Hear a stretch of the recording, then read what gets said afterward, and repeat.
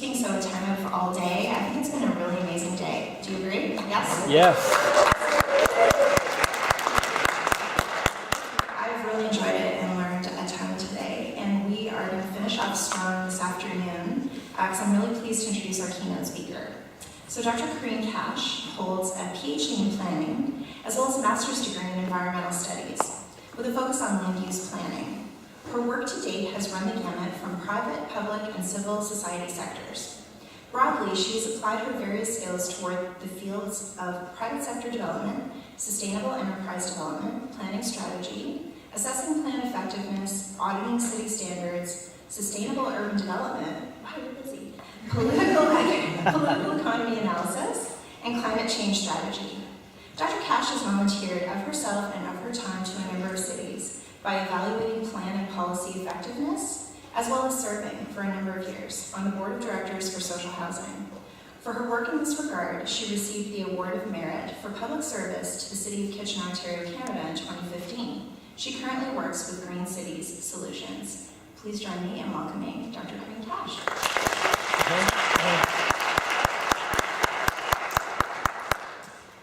Hi everyone, I'd like to congratulate you on an amazing conference so far. It's so well organized. You should be really proud of yourselves, and I hope you're going to celebrate tonight because you deserve to.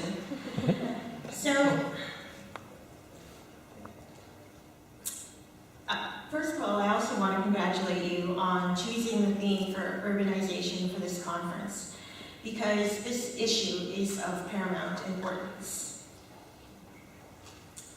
More than 54% of the world's population lives in cities, and by the year 2050, urban areas will hold more than 70% of the world's population. This slide shows traffic in Lagos, Nigeria. The total African population is projected to nearly double from around 1 billion in 2010 to almost 2 billion in 2040, and may well surpass 3 billion by 2070. Each year, the population of African urban areas grows by 22 million. It's estimated that in 2050, 1.34 billion people will live in African cities. In 2005, there were 1.5 billion people in Asian cities, and this number is expected to rise to 3.34 billion in 2050.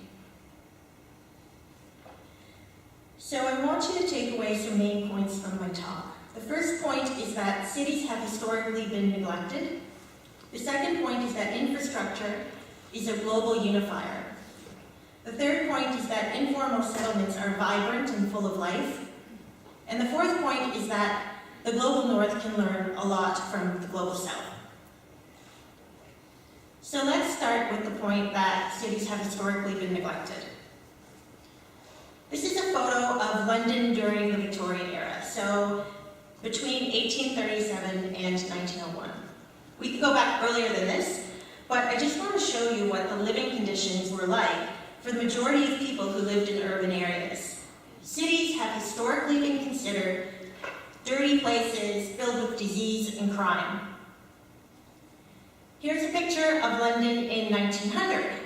Because of the perception, and actually an accurate perception, that cities were dirty and crime-ridden, historically there's been a global anti-urban discourse, and this has contributed to a lack of investment in city infrastructure in much of the world. But I'm speaking directly about London right now because the smog and dirt of London encouraged a man by the name of Ebenezer Howard to, in 1898, publish a book called Tomorrow, A Peaceful Path to Real Reform. This is the design of what Ebenezer Howard called the Garden City, with its satellite areas radiating out from a main urban center. This design was based by the notion of escaping the city. It was perceived that a person would only go into the city to work, and then they would actually leave one of these areas to go back to their home in one of the satellite locations. At the top of the photo, it says, "Group of slumless, smokeless cities." Essentially, the city was perceived as a place of disorder, and what was needed was to create order out of disorder. This is what the Garden City and other urban designs aim to accomplish, And this urban design was enforced in the global south and in the global north. In North America, the notion of escaping the city and living in suburbs has led to major consequences. In Canada, it has led to urban sprawl and reliance on the automobile.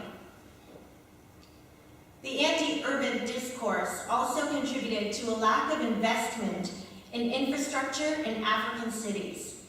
This photo was taken in Dar es Salaam, Tanzania during colonialism. African cities were built initially for colonial settlers. So this means that urban areas were built and supplied with infrastructure for a population of, say, 30,000 people. After countries gained independence, there was a drastic influx of people to the urban areas, and this has escalated over time. However, the infrastructure in urban areas has not kept pace with the rise in population. So there are now millions of people living in areas that were meant to service a smaller population.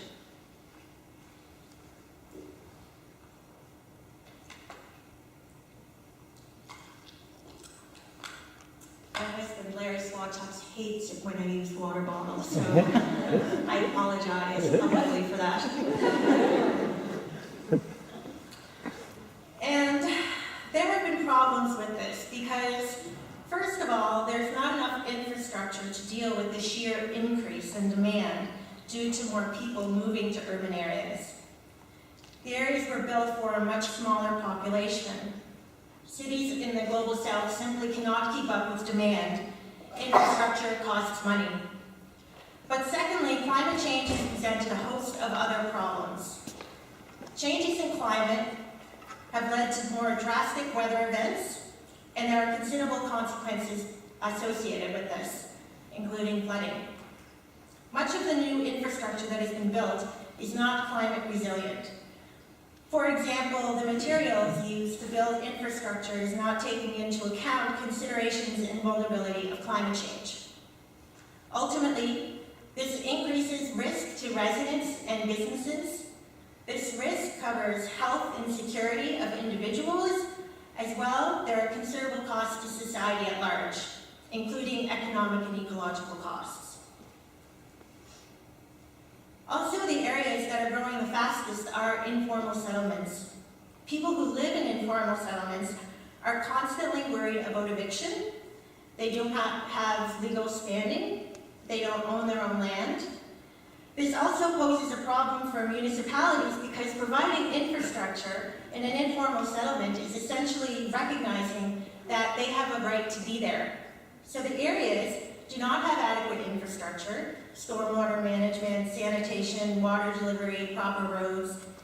And add to this the extreme weather events that occur as a consequence of climate change, and you get this.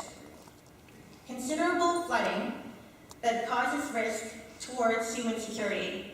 Real people, real needs, real families.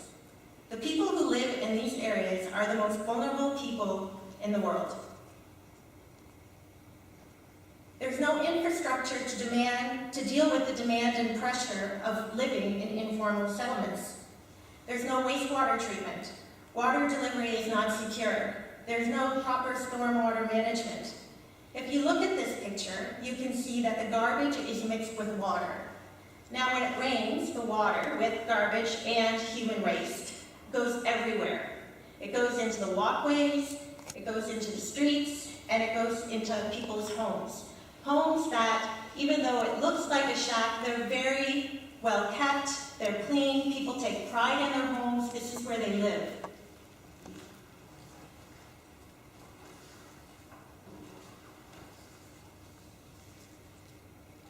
The next point that I want to make is that infrastructure is a global unifier. The underlying issue of inadequate infrastructure is not limited to cities in the global south. This photo shows the United Kingdom in the fall of 2015. I'm sure that everyone remembers the flooding that occurred as it was all over the media. An important point is that the infrastructure was not designed in a way to deal or cope with weather-related disasters that are connected to climate change. And this is a photo of flooding in Toronto during the summer of 2013. The fact is that most of the infrastructure in North America, it was put into place after World War II. So I want you to think about this. Think about your cell phone. How often do you upgrade when new technology is introduced? You probably upgrade your cell phone every few years. Well, the infrastructure that we have in the ground in Canada is just like using one of the original phones that Alexander Graham Bell created. The infrastructure in North American cities was built for certain conditions using certain materials that were available at that time. The infrastructure that was put in the ground was put in at a time when we didn't even know that climate change existed. It's simply not equipped to deal with changing times. And in Canada, this is even worse in certain parts of Canada that are economically depressed, like Cape Breton, Nova Scotia, where I'm from, or historically neglected, like First Nations communities around Canada. The third point that I want to make is that informal settlements are vibrant and full of life. This image of a shoeless child sitting near garbage and polluted water is typical of pictures that we see of informal settlements. The images frequently show a child crying and looking sad and vulnerable. These images suggest disorder and chaos. And just as Ebenezer Howard viewed late 1800, early 1900 London as a place of disorganization to be organized, looking at informal settlements through this lens as a place to create order shapes how we want to manage informal settlements.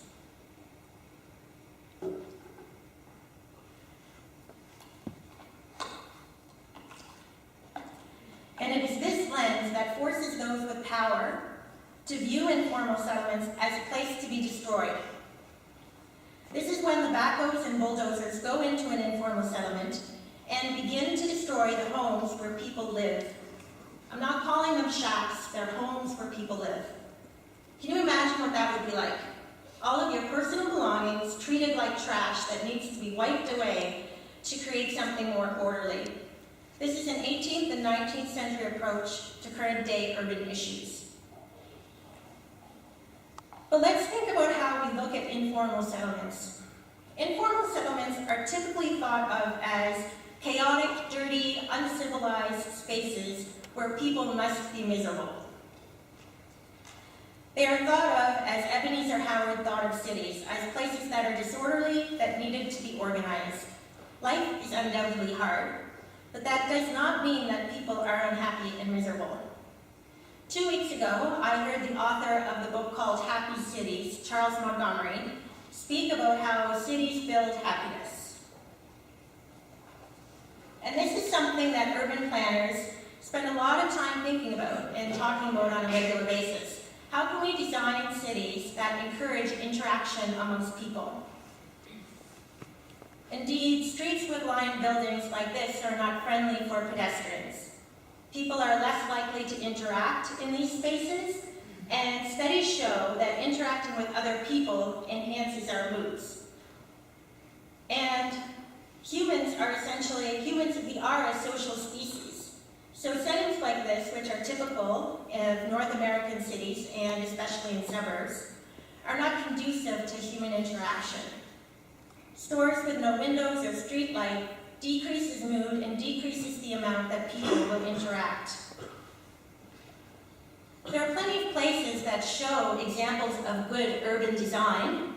For example, this photo of Bonn, Germany shows interaction amongst people who stroll from vendor to vendor. This is a place where people want to stop and chat and hang around and flirt and laugh and all of those wonderful things that are part of being a human. As I listened to Charles Montgomery speak, I thought of the life on the cities in the global south that I've been to. People are outside, people tend to live outside, and they're talking to each other, music plays, there's interaction, there's so much action. So just because it looks chaotic, it does not mean that they are unhappy. In fact, life on the street of an informal settlement has a lot more life than the typical street in Canada. In fact, there's a feeling of belonging in informal settlements of the Global South that's not felt on a regular North American area. Now let's talk about the transition towards a low-carbon, climate-resilient city. The estimated cost for improving Africa's infrastructure is $93 billion a year. Undoubtedly, there is a need for infrastructure across all of African cities, but there is a particular question about how any development funding will reach people who live in informal settlements. The fact is that people who live in informal settlements experience particular barriers to provision of infrastructure.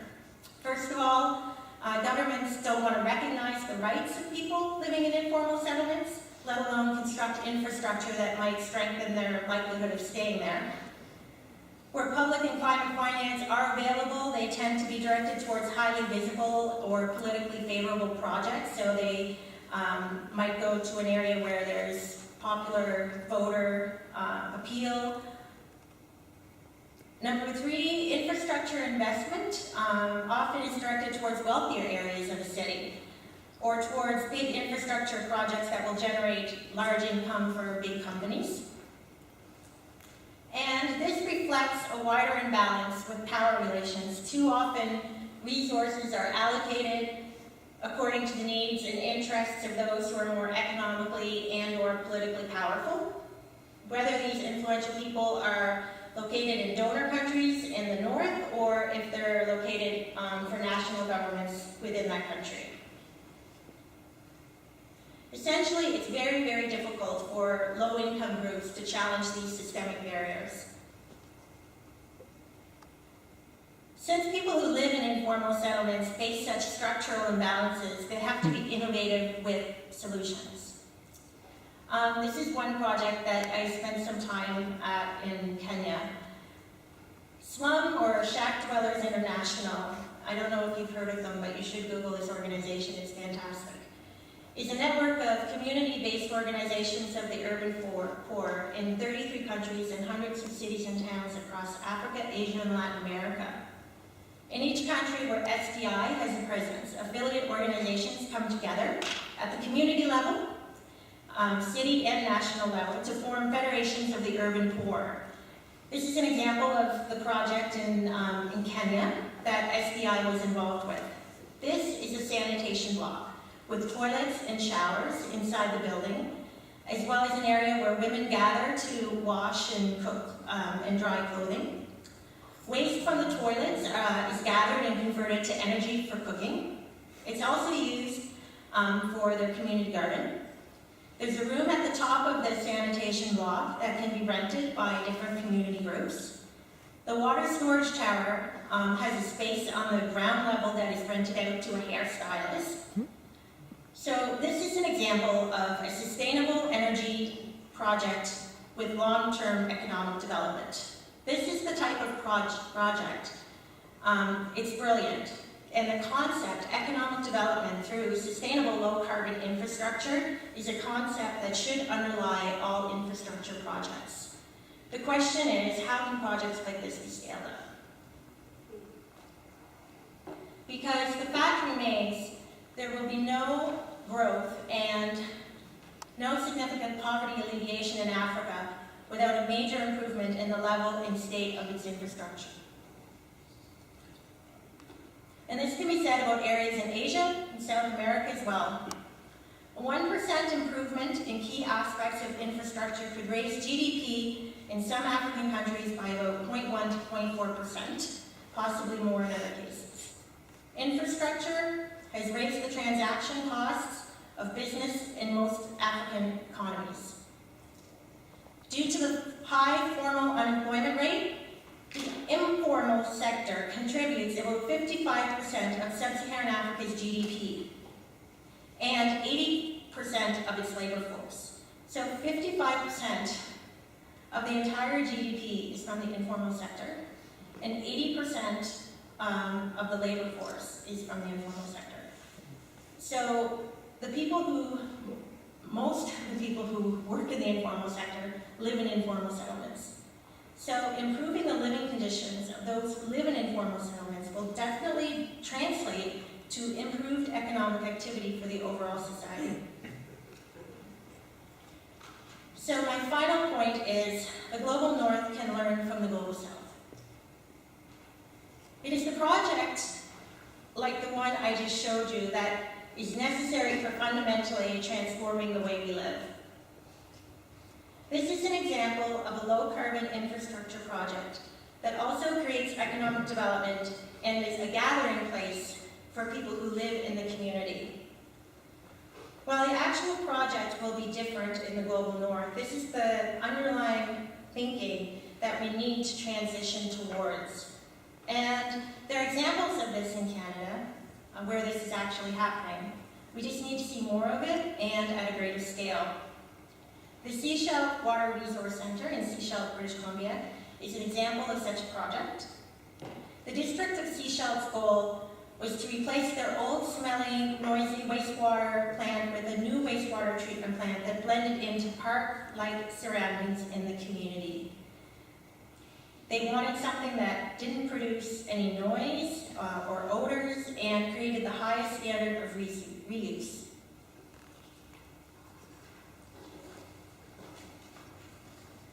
The Water Resource Centre meets LEED Gold accreditation, and it uses a process where part of the biological treatment is provided by microorganisms fixed to the roots of plants that are grown in a greenhouse that sits above the fed batch reactors.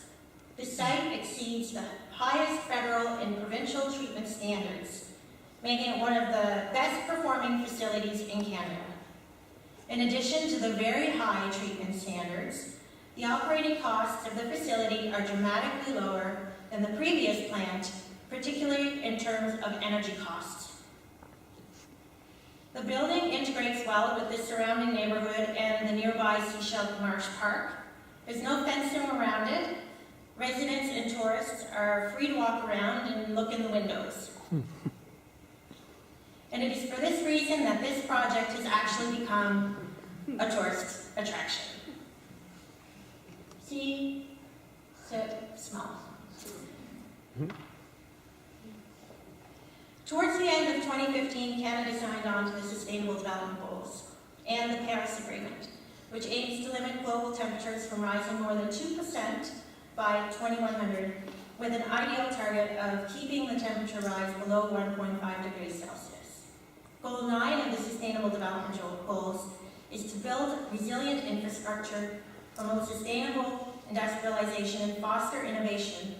And Goal 11 is to make cities and human settlements inclusive, safe, resilient, and sustainable. In order to achieve these goals, Canadians are going to have to think differently about how we live, about transitioning away from a resource-based economy, and there needs to be a shift in how cities are built, since 40% of greenhouse gas emissions in Canada are generated in municipalities.